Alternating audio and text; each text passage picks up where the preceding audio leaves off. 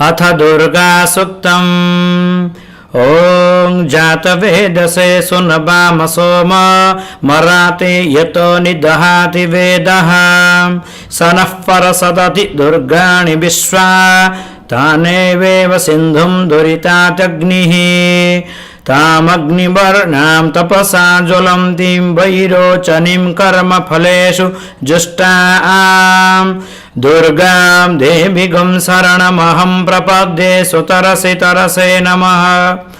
अग्ने त्वं पारयानव्यो अस्मात् स्वस्तिभिरति दुर्गाणि विश्वा पूस्स पृथिवी बहुला न उर्वी भवातोकायतनयाय संयोः विश्वानि नो दुर्गाः जातवेदसिन्धुन्ननावा दुरिताति परसे अग्ने अत्रीवन्मनसा गृणानोऽस्माकं बुद्ध्यभिता तनूनाम् पृतनाजितगुं सहमानमुग्रमग्निगुं हुबेम परमत्सधस्थात् सनः परसदति दुर्गाणि विश्वा क्षामद्देव अतिदुरितात्यग्निः प्रत्नोऽसि कमीड्यो अध्वरेषु सनाच होता तनव्यससस्ये सुञ्चा अग्नि तनुवं प्रिप्रयास्मास्मभ्यं स सौभगमायजस्व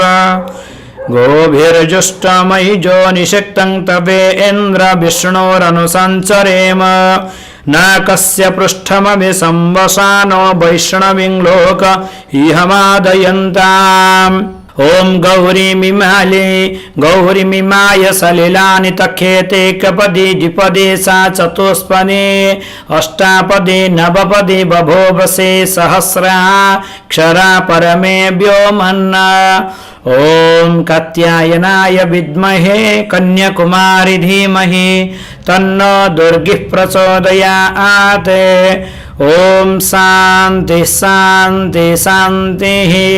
ॐ कालाभ्रंकटाक्षररिकुलभयदां मौलिबधेन्दुरेखां शङ्खं चक्रं कृपाणं त्रिशिखमपकरैः रुद्वहन्तीं त्रिनेत्रां सिंहस्कन्धाधिरूढां त्रिभुवनमखिलं तेजसा पूरयन्तीं ध्याये दुर्गां जयाख्यां त्रिदश परिवृतां सेवितां सिद्धिकामैः।